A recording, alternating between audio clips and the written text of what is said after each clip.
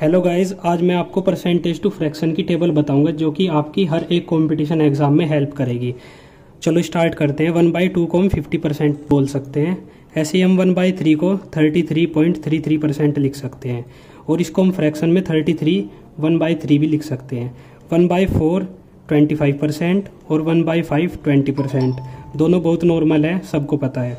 1/6 को हम 16.66% लिख सकते हैं और 16.2/3 हम इसको फ्रैक्शन में लिख सकते हैं। 1/7 को हम 14.28% लिख सकते हैं और हम इसको फ्रैक्शन में 2/7 लिख सकते हैं। इसी तरह हम 1/8 को 12.5% और 1/2 लिख सकते हैं फ्रैक्शन में। मैं आपको इसका यूज़ बताऊंगा प्रॉपर कि हम किस तरह इसका यूज़ कर सकते हैं कोई भी किसी भी टाइप का सिंप्लीफिकेशन का क्वेश्चन करने में। इस टेबल के थ्रू आपको बहुत हेल्प मिलेगी। 1/9 को हम 11.11% लिख सकते हैं और 11 1/9 भी लिख सकते हैं। ऐसे ही हम 1/11 को 9.09% लिख सकते हैं और इसको हम फ्रैक्शन में 9 1/11% बोल सकते हैं। 1/12 को हम 8.33% बोल सकते हैं और इसको हम फ्रैक्शन में 8 1/3% बोल सकते हैं। इसी तरह अब मैं 1/13 जो कि इस टाइप का क्वेश्चन वैसे तो आता नहीं 1/13 से रिलेटेड, पर फिर भी हम इसको देख लेते हैं। 7.69% बोल सकते हैं और इसको हम फ्रैक्शन में लिख सकते हैं 7 9/13%। ऐसे ही हम 1/14 को 7.14% बोल सकते हैं 7 1/7%। इसको अगर हम देखें तो 1/7 का हाफ है। 1/7 का हाफ मतलब 14.28% का हाफ यानी कि 7.14%। इसी तरह हमें एक दूसरे को इनमें रिलेट करके चलना है ताकि हमें क्वेश्चन करते हुए दिक्कत ना हो।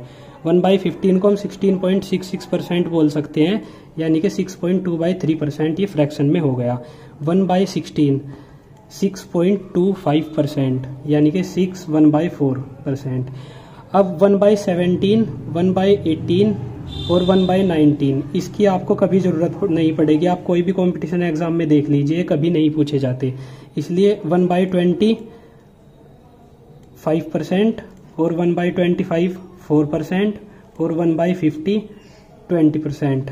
1/50 2% हो गया। ये हमारी टेबल हो गई। आप इसका स्क्रीनशॉट ले सकते हैं और इस टेबल के थ्रू अब मैं आपको इसका यूज़ बताऊंगा कहाँ पर हम इसको यूज़ कर सकते हैं और किस तरह हम इससे कुछ एग्जांपल करके देखेंगे ये किस तरीके से हमारी हेल्प करेंगे। चलते हैं हम अपने पहले एग्जांपल की तरफ चलते हैं। आप सभी को स्क्रीन पर दिख रहा होगा, ये हमारा पहला क्वेश्चन है। इसको हम क्या करेंगे, 14.28% है। अब मैंने आपको बताया था 14.28% यानी कि 1/7 को हम 14.28% लिख सकते हैं और 14 2/7% भी लिख सकते हैं। तो हम इसको यहाँ पे डायरेक्ट कुछ बच्चे ऐसा करते हैं 14.28 इसको परसेंटेज को हटा के डिवाइड बाय 100 इंटू 490 करेंगे। इसमें आपका काफ़ी टाइम लग जाएगा, इसलिए आपको बिल्कुल भी ऐसा नहीं करना। आप इसको डायरेक्ट 1/7 लिखेंगे और 490 माइनस। अब ये देखिए इसको हम कैसे सोल्व करेंगे। ये है 71.43%। अब ये अगर हम इससे रिलेशन देखें इसका 14.28 का कितने टाइम है ये, अगर हम देखें 14.28 का 5 टाइम, लगभग 5 टाइम नहीं पूरा ही 5 टाइम, मतलब 14.28% इंटू 5 इक्वल्स टू 71.43। इसका मतलब क्या है, 14.28 क्या है 1/7 है इंटू 5, इसका मतलब क्या हुआ 5/7 इक्वल्स टू 71.43। तो हम इसको 5/7 इंटू 63 लिख सकते हैं और ये हमारा पूरा क्वेश्चन सोल्व हो गया। इस तरीके से हम इजीली इसको काट सकते हैं और हमारा आंसर बिल्कुल परफेक्ट आएगा। आप इसको यूज़ करके देखिए।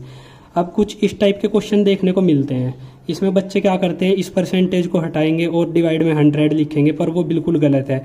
जब हमें पता है कि डिवाइड में 100 है तो, और अगर हमारे पास कुछ इस टाइप का ही आता है तो हम डायरेक्ट इसको कर सकते हैं। जैसे मैं करूँगा, इसको मैं डायरेक्ट 2 से कट कर दूंगा 21 इंटू ये मैं 0 हटा दूंगा और इसको 5 से काट दूंगा, 5 आ गया। अब अगर ये 100 है, 100 का मतलब क्या है, ये 0 है, ये तो हम माइंड में ही काट सकते हैं, ये कट गई। ये हमारा नीचे क्या बचा 2 इंटू 5, 2 इंटू 5 हमारा नीचे बचा, 2 से हम इसको काट देंगे, 5 से हम इसको काट देंगे। तो आपको कुछ नहीं करना, डायरेक्ट अगर कभी भी इस टाइप का क्वेश्चन आता है तो इसको 2 से काट दीजिए और ये 0 हटा के इसको 5 से काट दीजिए, 5।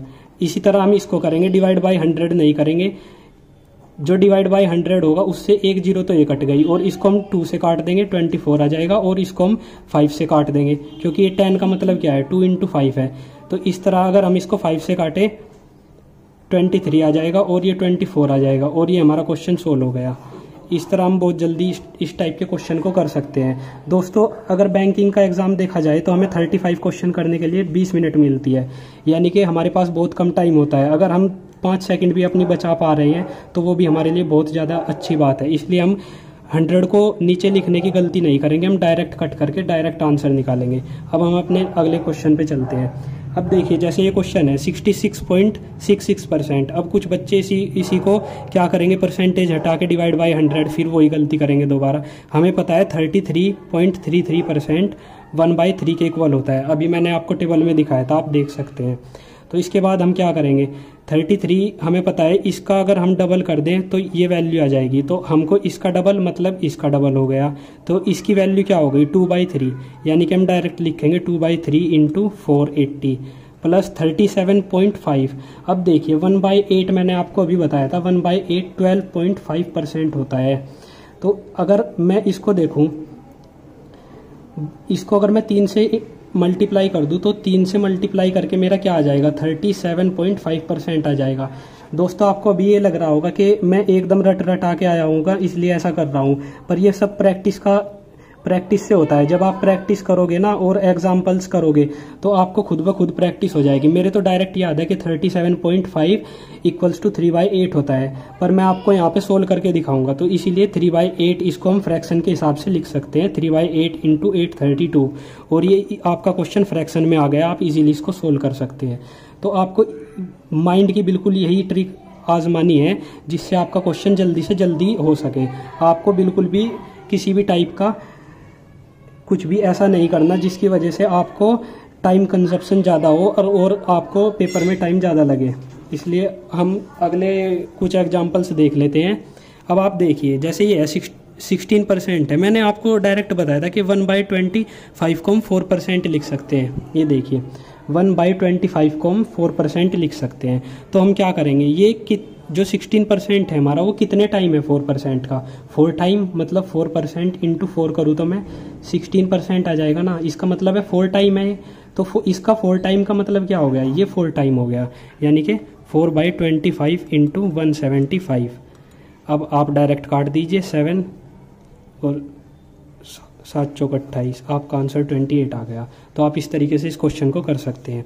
अब देखिए 144% है, इसको भी आप 4 के हिसाब से इसमें कन्वर्ट कर सकते हैं। जैसे 1/25 इजिकल्स टू 4% है, तो आप इसको इसमें कन्वर्ट कर लीजिए। अगर आपसे कन्वर्ट करना नहीं आता तो आप डायरेक्टली दिमाग में 144 को 4 से डिवाइड करिए, 4 तिया 12, 2 बजे 4 6 24, तो यानी कि 36 हो गया। इसका मतलब ये 36 टाइम्स है। 36 टाइम्स का मतलब क्या हो गया, इसका 36 टाइम यानी कि 36 डिवाइड बाई 25 इंटू 275, और ये आपका क्वेश्चन हो गया। ये 11 बार कट गया, आप इसको एकदम डायरेक्ट आंसर निकाल सकते हैं।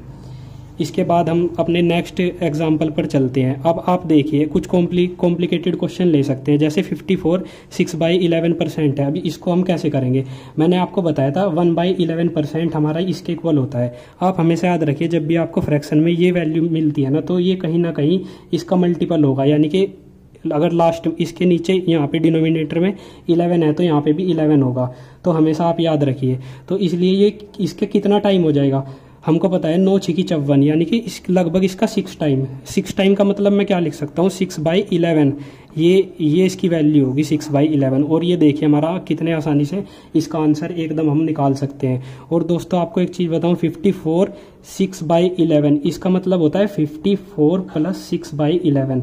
इसी तरीके से हमें करना है, ये बहुत नॉर्मल चीज़ है। जैसे हम बोलते हैं हमारा ये है 9 1/11 है, इसको मैं क्या लिख सकता हूँ 9 1 + 11। और अगर मैं इसका 6 टाइम करता हूँ तो इसका 6 टाइम ऐसे हो जाएगा 9 6 54 प्लस, अब देखिए 9 6 54 प्लस ये हो जाएगा 6/11। इसका मतलब क्या है 54 6/11। तो हमारी वैल्यू सेम टू सेम यही वैल्यू हमारी आ गई, और इस तरीके से हम क्वेश्चन को इजीली कर सकते हैं।